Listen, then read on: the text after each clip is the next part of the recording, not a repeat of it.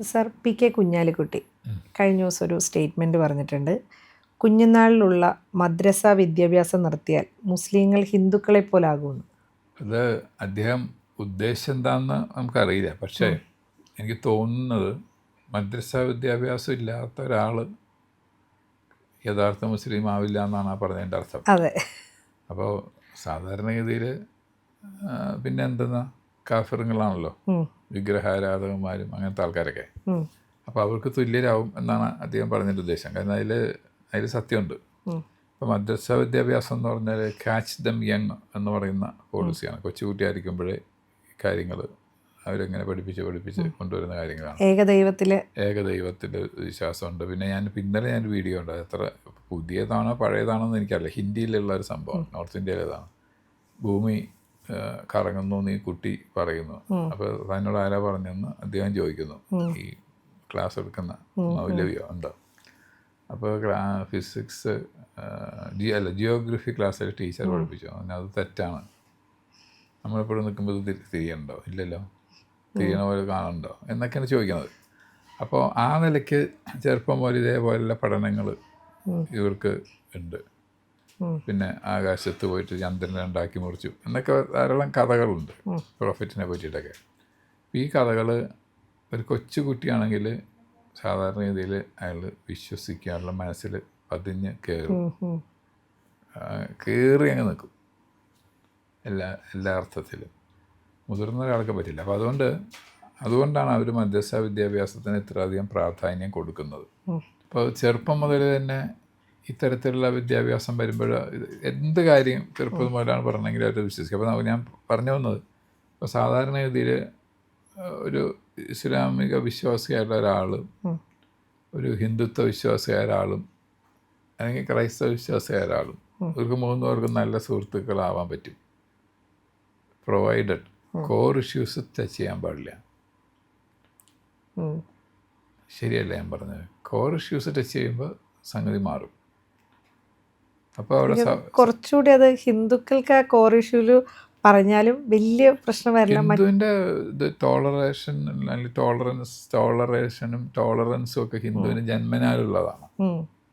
കാരണം നമ്മൾ ഏകം സത് വിപ്ര ബഹുധാ വദന്തി എന്നുള്ള ഒരു സത്യം ഒന്നേ ഉള്ളൂ. അത് അറിവുള്ളവർ പലതരത്തിൽ വ്യാഖ്യാനിക്കുന്നു. ഋഗ്വേദത്തിൽ അത് നമ്മൾ വിശ്വസിക്കുന്ന ആൾക്കാരാണ്. ഋഗ്വേദത്തിലുള്ളതാണത്. അപ്പോൾ നമ്മൾ ജനിക്കുന്നത് തന്നെ അങ്ങനെയാണ്, വളരുന്നു അങ്ങനെയാണ്. അപ്പോൾ ആരെയും നമുക്ക് അംഗീകരിക്കാം. ഇപ്പം 33 കോടി ദൈവങ്ങളെ ആരാധിക്കാം എന്ന് പറഞ്ഞാൽ അത്ര എണ്ണി പറയണമെന്നല്ല. എന്നുവെച്ചാൽ അത്ര വേണമെങ്കിലും ആവാമെന്ന് അതിനർത്ഥമുള്ളൂ കേട്ടോ. 33 കോടി ദൈവം എന്നും പറഞ്ഞ് എണ്ണിയെന്ന് എഴുതി വെച്ചിട്ടുണ്ടാവില്ലേ. അപ്പോൾ അത് നമുക്ക് ഹിന്ദുസിന് അത് സാധിക്കും. പക്ഷെ മറ്റുള്ളവരെ സംബന്ധിച്ച് ഏകദൈവ വിശ്വാസമാണ്. അവർക്കൊക്കെ ലാസ്റ്റ് പ്രോഫറ്റുകളാണ്. ഇസ്ലാമിനെ സംബന്ധിച്ച് ലാസ്റ്റ് പ്രോഫറ്റാണ് പ്രോഫറ്റ് മുഹമ്മദ്. ക്രൈസ്ത്യനെ സംബന്ധിച്ച് അവർ പറയുന്നില്ല ലാസ്റ്റ് പ്രോഫറ്റ് എന്ന് പറഞ്ഞാൽ ലാസ്റ്റാണ്. പിന്നെ ഇപ്പോൾ 2000 കൊല്ലമായിട്ട് പിന്നെ ഇല്ലല്ലോ. അപ്പോൾ എല്ലാം ബേസ് ചെയ്യുന്നത് ക്രൈസ്ത്യനെ ആയിരിക്കും അവർ. അപ്പോൾ കുഞ്ഞാലിക്കുട്ടി പറഞ്ഞതിൻ്റെ സാരം ഇതാണ്. മദ്രസ വിദ്യാഭ്യാസം ഇല്ലാത്തൊരു കുട്ടിയെ സംബന്ധിച്ച് അയാൾ മറ്റുള്ള സാധാരണ കുട്ടികളെ പോലെ വളരുകയാണെന്നുണ്ടെങ്കിൽ അയാൾക്ക് ആ ടോളറൻസും ഒക്കെ വരും. ടോളറൻസ് വന്നു കഴിഞ്ഞാൽ ഹിന്ദുവായി. കാരണം എന്തിനെക്കുറിച്ചൊരു സംശയം ഉണ്ടാവല്ലോ ഹിന്ദുവിന് എപ്പോഴും. എനിക്ക് അറിയില്ല, എന്നാലും ഞാൻ കണ്ടെടുത്തോളം നമ്മുടെ ആളുകളിൽ നമുക്കൊരു ആകാംക്ഷയുണ്ട് എന്താണെല്ലാം തിരിച്ചറിയാനും അല്ലെങ്കിൽ മറ്റു മതങ്ങളെ അംഗീകരിക്കാനുള്ള ഒരിതുണ്ട്. പക്ഷേ ബാക്കി ഈ പറയുന്ന പ്രത്യേക മതങ്ങളിൽപ്പെട്ട മറ്റാളുകൾക്ക് അവരുടെ അല്ലെങ്കിൽ അവരുടെ ഒരു മതത്തിനോട് ഒരു അമിതമായ ഒരു ഇത് നമ്മൾ കാണുന്നില്ലേ?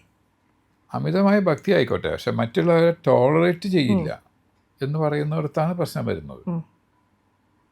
നമ്മളിപ്പോൾ പറയുന്നത് ഹിന്ദുക്കൾ പറയുന്ന ഏകം സത് വിപ്ര ബഹുധാ വദന്തി.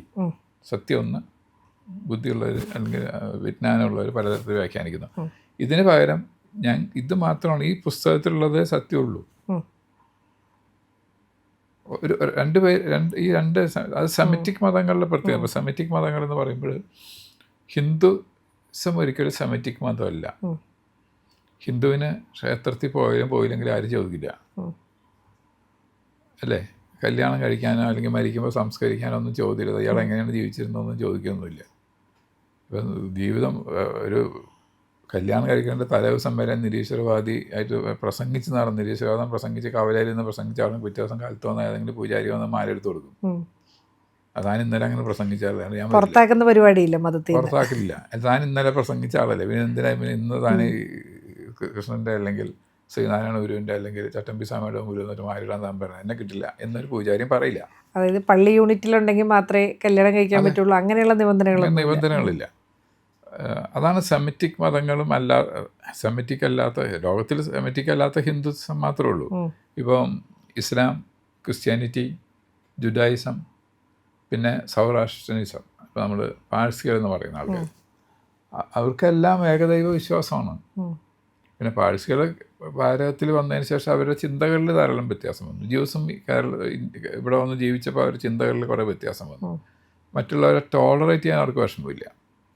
പക്ഷേ നേരത്തെ പറഞ്ഞ 2 സെമിറ്റിക് മതങ്ങൾ, അതിപ്പോൾ സെമിറ്റിക് മതങ്ങൾ ഏതൊക്കെയാണെന്ന് വെച്ചാൽ ഇവർ മാത്രമല്ല, മാർക്സിസം സെമിറ്റിക് മതമാണ്. കാരണം മാർക്സ് പറഞ്ഞ ഫൈനലാണ്, അതിനപ്പുറം ഇനി ഒന്നും വരാനില്ല.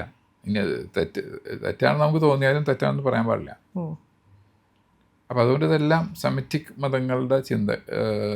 കൂട്ടത്തിലെ മാർക്സിസത്തിനെയും കൂട്ടാം, ഇസ്ലാമിനെ കൂട്ടാം, ക്രിസ്ത്യാനിറ്റിയെ കൂട്ടാം, ജുഡായിസിനെ കൂട്ടാം, സൗരാഷ്ട്രീയന്മാരൊക്കെ കൂട്ടാം. അതിൽ അപ്പോൾ സംഭവിക്കാൻ പോകുന്നത് എന്താണെന്ന് വെച്ച് കഴിഞ്ഞാൽ, ഇത് അൾട്ടിമേറ്റ്ലി പോകുന്നത് ഫാസിസത്തിലേക്കാണ്. കാരണം ഞാൻ പറയുന്നത് മാത്രം ശരി, എൻ്റെ മാർഗം മാത്രം ശരി, എൻ്റെ വാക്ക് മാത്രം ശരി എന്ന് ഞാൻ പറയുന്നത് എന്താ, എൻ്റെ ഫാസിസം അല്ലേ?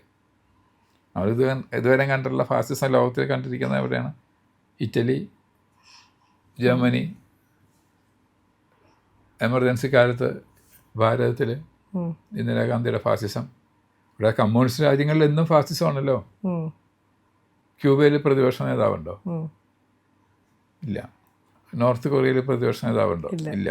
സോവിയറ്റ് യൂണിയനിൽ കമ്മ്യൂണിസ്റ്റ് പാർട്ടി ഭരിച്ചിരുന്ന അടുത്ത് പ്രതിപക്ഷ നേതാവെന്ന് പറഞ്ഞ ആളെ പറ്റി നമ്മൾ കേട്ടിട്ടുണ്ടോ? അവിടുത്തെ ഇലക്ഷൻ തന്നെ എന്താ, ഒരു കാൻഡിഡേറ്റ് അല്ലേ ഉണ്ടാവുള്ളൂ. അപ്പോൾ ഇതെല്ലാം ഫാസിസമാണ്. അപ്പോൾ ഈ തരത്തിലുള്ള ഈ ഏകാധിപത്യ രൂപത്തിൽ പോകുന്ന വിശ്വാസങ്ങളാണ് ഈ ഇത്തരം മതങ്ങളിലുള്ളത്. അപ്പോൾ ഈ മതത്തിൻ്റെ കുട്ടിക്കാലം പോലെ തന്നെ കുട്ടിയുടെ തലയിൽ അടിച്ചേൽപ്പിച്ച് വരികയാണെങ്കിൽ അയാൾ മറ്റൊന്നിനെ അംഗീകരിക്കില്ല. നേരെ മറിച്ച് അതില്ലാന്നുണ്ടെങ്കിൽ അയാൾ സാധാരണ ആൾക്കാരെ പോലെ വളരും. അതാണ് കുഞ്ഞാലിക്കുട്ടി പറഞ്ഞ ഹിന്ദുക്കളെ പോലെ. എനിക്കിങ്ങനെ തോന്നി കണ്ടപ്പോൾ നമുക്ക് അതായത് കുഞ്ഞാലിക്കുട്ടി പക്ഷേ ഉദ്ദേശിച്ചത് ഈ മദ്രസയിൽ കുട്ടികൾ പോകുന്നതും കുറഞ്ഞു തുടങ്ങിയിട്ടുണ്ടെന്ന് എനിക്ക് തോന്നുന്നു. അപ്പോൾ അതുകൊണ്ട് ഹിന്ദു ആവും എന്ന് പറയുമ്പോഴത്തേക്കും കുറച്ചുകൂടി ഒരു വീട്ടുകാരെ അച്ഛനമ്മയൊക്കെ ഒന്ന് പേടിപ്പിക്കാം. കാരണം അവരവരുടെ മതത്തിലോട് ചേർന്ന് നിൽക്കുക എന്ന് പറഞ്ഞ് പേടിപ്പിക്കുക. കാരണം കുറച്ചുകൂടി ഇപ്പോൾ ആളുകൾ അവരുടെ കുട്ടികളെ ഈ മദ്രസ വിദ്യാഭ്യാസം അങ്ങനെയുള്ള ഈ മതത്തിൽ ഊന്നിയുള്ള ഒരു പഠിത്തം കുറഞ്ഞ പോലെ എനിക്ക് മറ്റ് സമുദായങ്ങളിൽ കുറഞ്ഞ പോലെ ഒരു തോന്നലുണ്ട്. അപ്പോൾ ഒരു പക്ഷേ അത് ഉദ്ദേശിച്ചിട്ടായിരിക്കില്ലേ പുള്ളി പറഞ്ഞത്? അതുണ്ടാവാം. അപ്പോൾ ഈ മാതാപിതാക്കന്മാർക്ക് തോന്നാം ഇത് നമ്മുടെ സംസ്കാരത്തിൽ നിന്ന് അല്ലെങ്കിൽ നമ്മുടെ ചിന്താധാരയിൽ നിന്ന് വിശ്വാസത്തിൽ നിന്ന് കുട്ടികൾ നഷ്ടപ്പെട്ടു പോയിരിക്കും. അവർ ഇനി അങ്ങനെയെങ്കിലും അവർ നിർബന്ധിച്ച് കുട്ടികളായിക്കട്ടെ. കാരണം ഈ മദ്രസയിലെ ഓരോ ദിവസം നടക്കുന്ന കാര്യങ്ങൾ പുറത്തേക്ക് വരുമ്പോൾ സ്വന്തം മക്കളെ വിടാൻ പോലും ഇപ്പം പേടിയുണ്ടാവും. പല മോശമായുള്ള കാര്യങ്ങൾ പലതും റിപ്പോർട്ട് ചെയ്യപ്പെടുന്നുണ്ട്. അപ്പോൾ അതുകൊണ്ട് ഈ മാതാപിതാക്കന്മാരെ ഒന്നുകൂടി നിങ്ങളിത് ചെയ്യൂ, ദയവേത് ചെയ്യൂ എന്ന് ഓർമ്മിപ്പിക്കലും കൂടി ആവാം. അതായത് കാഫിറായി പോവും എന്ന് ഉദ്ദേശിക്കുന്നതല്ലേ ഒരു പക്ഷേ കുഞ്ഞാലിക്കുട്ടി ചെയ്യണേ. കാരണം മദ്രസയിൽ പോയില്ലെങ്കിൽ നിങ്ങൾ കാഫിറാവും, നിങ്ങൾക്ക് സ്വർഗത്തിലെത്താൻ പറ്റില്ല എന്ന് ഉദ്ദേശിക്കുന്ന അത് തന്നെയാണ്. കാരണം വെച്ചാൽ ഇതിപ്പോൾ ഈ സ്വർഗവും ദൈവമൊക്കെ ഉള്ള ആൾക്കാരെ പേടിപ്പിച്ച് നിർത്താൻ പറ്റിയ 2 സംഗതികളല്ലേ. മരിച്ചു കഴിഞ്ഞാൽ നരകത്തിൽ പോകുന്ന വരുമ്പോൾ എനിക്ക് പേടിയാവും. ഈ മരിച്ചു കഴിഞ്ഞാൽ ഇത് എന്താ സംഭവിക്കും, ഇന്നേരം അവിടെ പോയി വന്ന ഒരാൾ ഇതുവരെ നമ്മളോട് പറഞ്ഞു തന്നിട്ടില്ല. ഇനി നാളെ അങ്ങനെ സംഭവം ഉണ്ടാവും ഞാൻ വിശ്വസിക്കുന്നില്ല. ഞാൻ മരിച്ചു ചെല്ലുമ്പോഴാണ് എനിക്ക് അറിയുള്ളൂ ഇവിടെ ഇങ്ങനെ ഒരു സംഭവം ഉണ്ടോ, മരണാനന്തരം എന്തുണ്ട് എന്ന്, ഇനി എന്തെങ്കിലും ഉണ്ടോ ഇല്ലേ ഒന്നും നമുക്കറിയില്ല. പക്ഷെ ഇങ്ങനൊരു ഇല്യൂഷൻ സൃഷ്ടിക്കപ്പെട്ടിട്ടുണ്ട്. അതായത് മരണശേഷം സ്വർഗവും നരകമെന്നും പറഞ്ഞ 2 സംഗതികളുണ്ട്. അപ്പോൾ ഈ മതത്തിൻ്റെ അടിസ്ഥാനത്തിൽ 100% ജീവിക്കുന്ന ആൾക്കാണെങ്കിൽ സ്വർഗം കിട്ടും, അല്ലാത്ത ആൾ നരകത്തിൽ പോകും. അത് എത്ര വലിയ മഹാനായാലും. അതിൽ മഹാത്മാഗാന്ധിയെ ഒരു പാതിരി മതം മാറ്റുന്ന ആ കാര്യങ്ങൾ പറയാൻ പറ്റുന്നത് അദ്ദേഹം അതിന് തയ്യാറായില്ല. അദ്ദേഹത്തിന് അതിന് മറുപടികളുണ്ടായിരുന്നു പറയാനായിട്ട്. ആ സമയത്ത് ഇദ്ദേഹം പറഞ്ഞത് എനിക്ക് ഭയങ്കര സങ്കടമുണ്ട്. കാരണം അങ്ങ് എത്ര നല്ല കാര്യങ്ങൾ ചെയ്തെങ്കിൽ അങ്ങക്ക് സ്വർഗം കിട്ടില്ലല്ലോ എന്നുള്ള പ്രശ്നമുണ്ട്. അപ്പോൾ ചോദ്യങ്ങളുണ്ട്. ഈ മതങ്ങളൊക്കെ സ്ഥാപിക്കപ്പെടുന്നതിനുള്ള ആൾക്കാർ അങ്ങോട്ട് പോയി, അവർ എല്ലാവരും നരകത്തിലേക്ക് പോയി, എനിക്ക് സ്വർഗത്തിൽ പോയി. ഈ ചോദ്യം ഇതിനൊന്നും ഉത്തരങ്ങളില്ല. അപ്പോൾ ഈ മരണാനന്തരമായ കാര്യങ്ങൾ പറഞ്ഞിട്ട് മനുഷ്യനെ പേടിപ്പിക്കാനായിട്ട് വളരെ എളുപ്പമാണ് നമ്മുടെ സൊസൈറ്റിയിൽ. അപ്പോൾ കാഫിറായി പോവാതിരിക്കാൻ, അല്ലെങ്കിൽ സ്വർഗം കിട്ടുന്നൊരവസ്ഥ നഷ്ടപ്പെടാതിരിക്കാൻ വേണ്ടി ഇവർ വരട്ടെ, മദ്രസകൾ വരട്ടെ എന്നുള്ളതാണ്. അപ്പോഴും കുഞ്ഞാലിക്കുട്ടി കാഫിർ എന്ന് ഉദ്ദേശിക്കുന്ന ഹിന്ദുവിനെയാണെന്നും കൂടെ അവിടെ പറയുന്നുണ്ട്. കാരണം അവർ ബാക്കി ഒരു മതങ്ങളെ അവിടെ കാഫിറായിട്ട് കണ്ടില്ല, ഹിന്ദു ആയി പോവും എന്നാണ് പറയുന്നത്.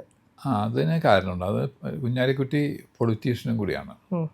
ഒരു ക്രിസ്ത്യാനിറ്റിയെ ആക്രമിച്ചു കഴിഞ്ഞാൽ UDFൻ്റെ കേരളത്തിലെ സെറ്റപ്പ് വോട്ട് ബാങ്ക് എന്ന് പറഞ്ഞാൽ ക്രിസ്ത്യാനിറ്റി ഒരു നല്ല വോട്ട് ബാങ്കാണ്.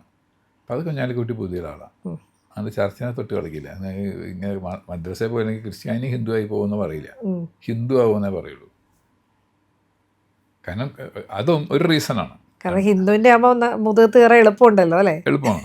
ക്രിസ്ത്യാനിറ്റിയെ തൊട്ട് കഴിഞ്ഞാൽ വോട്ട് ബാങ്കാണ്, UDFൻ്റെ വോട്ട് ബാങ്കിൽ പെട്ടതാണ്. പിന്നെ മറ്റൊന്ന് എന്ന് പറഞ്ഞു കഴിഞ്ഞാൽ ഈ മറ്റേവർ കാഫിറുകളാണെങ്കിൽ പോലും അവരുടേതായുള്ളൊരു കോൺസ്റ്റിറ്റ്യുവൻസിയിൽ അവിടെ നിൽക്കുന്നു എന്നുള്ളൂ. ഹിന്ദു എന്ന് പറഞ്ഞാൽ ഈ വിശാലമായി കിടക്കുന്നതുകൊണ്ട് ആർക്കും സ്വീകാര്യതയുള്ളതുകൊണ്ട് നാളെ ഹിന്ദുവിലേക്ക് ആൾക്കാർക്ക് വരാൻ ചാൻസ് കൂടുതലല്ലേ, ഹിന്ദുയിസത്തിലേക്ക്. അപ്പം അതൊക്കെ അദ്ദേഹത്തിൻ്റെ കൺസേൺ ആണ്. അതുകൊണ്ട് തന്നെ അങ്ങനെ പറയുന്നത്. ശരിക്കും പറഞ്ഞാൽ അപ്പോൾ കുഞ്ഞാലിക്കുട്ടി കാഫിറായിട്ട് കാണുന്നത് അല്ലെങ്കിൽ ഹിന്ദു മതത്തെയാണ്. അത്രേ ഉണ്ടാവുള്ളൂ. പിന്നെ ഇവരുടെ ക്രിസ്ത്യാനിറ്റിയുടെ ഇവരുടെയും ബേസിക് ഒറിജിൻ ഒന്ന് തന്നെയല്ലേ മിഡിൽ ഈസ്റ്റിൽ നിന്ന്. ഇടയ്ക്ക് വന്നിട്ടുള്ളൊരു സഹോദരന്മാരായി മാറിയെന്ന് മാത്രമേ ഉള്ളൂ. അപ്പോൾ അവർക്ക് അത്രയും പ്രശ്നമല്ല. പിന്നെ വോട്ട് ബാങ്ക്, അതാണ് അദ്ദേഹം പൊളിറ്റീഷ്യനും കൂടിയാണ്. വോട്ട് ബാങ്ക് പൊളിറ്റിക്സ് അദ്ദേഹത്തിൻ്റെ മനസ്സിലുണ്ട് ഇത് പറയുന്ന സമയത്ത്. ഹിന്ദു വോട്ട് ബാങ്ക് അല്ലല്ലോ. ഹിന്ദു വോട്ട് ബാങ്ക് അല്ല, ഹിന്ദു കാഫിറാണ് എന്നാണ് കുഞ്ഞാലിക്കുട്ടി പറഞ്ഞു വയ്ക്കുന്നത്. അത് തന്നെയാണ്.